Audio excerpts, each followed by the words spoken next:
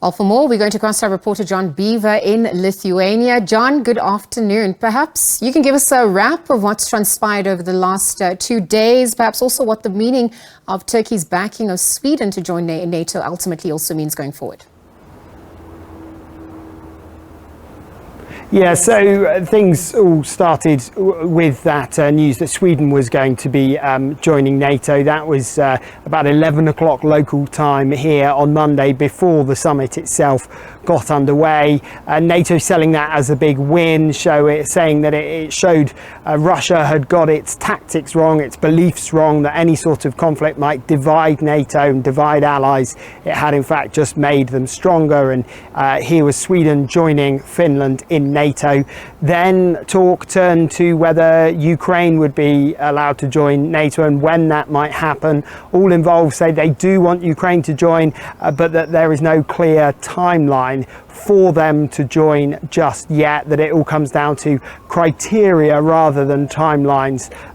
So Ukraine expressed frustration at that, and then all eyes really have been on Ukrainian President Volodymyr Zelenskyy. He has been in Vilnius since last night. He was out at a public rally not far from where I am now, actually, just down the road here, where he was giving a speech to crowds amongst very high security, as you might imagine. We've heard today about promises from the G7 countries. Remember, that's countries such as the US and the UK and Canada and Germany and others. They have said there will be a more defined framework for providing military aid to Ukraine. They have defined that as what they've called ratifying a long-term security package, that they're building a Ukraine that can defend its territorial sovereignty both today and in the future. So all of these things have been going on. We now have President Volodymyr Zelenskyy of Ukraine meeting with various world leaders, among them President Joe Biden. Plenty for those two to discuss. Volodymyr Zelenskyy would obviously like Ukraine to become a NATO member, but says he appreciates why that can't happen at the moment, and that obviously everyone involved trying to avoid a world war, as he put it. Well, just in the second block next to John, of course, there were live visuals from Lithuania. Zelenskyy, in fact, meeting NATO members, heads of state. John, I want to wrap up a conversation by also taking a look at Beijing's reaction to the NATO communique that also came through, accusing NATO portraying China as a major challenge to military alliance interests, given its strategic relationship with Russia. How do you think that's also affected dynamics at the meeting?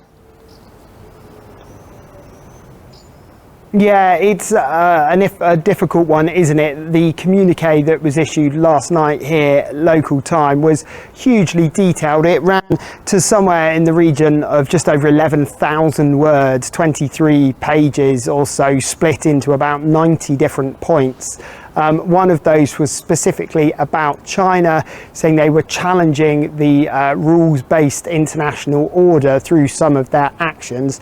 As you say, reaction from Beijing, not best pleased about that. And of course, NATO gets accused by a lot of countries, including obviously Russia and places like Belarus, that their constant drive to spend more on weaponry, for example, and to bolster forces on their eastern flank near other people's borders, well, NATO gets accused of provoking a war as well. But NATO always say that they are in the business of trying to stop conflict, not provoke them. But yeah, Beijing not alone in their criticisms of NATO.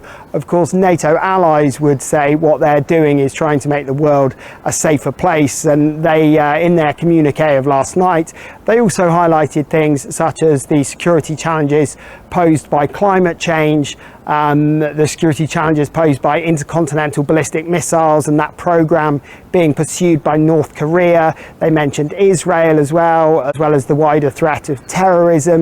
So a huge amount for them to focus on, but certainly the main focus so far has been on Ukraine, because of course the conflict in Ukraine is just over NATO's eastern border here in Europe.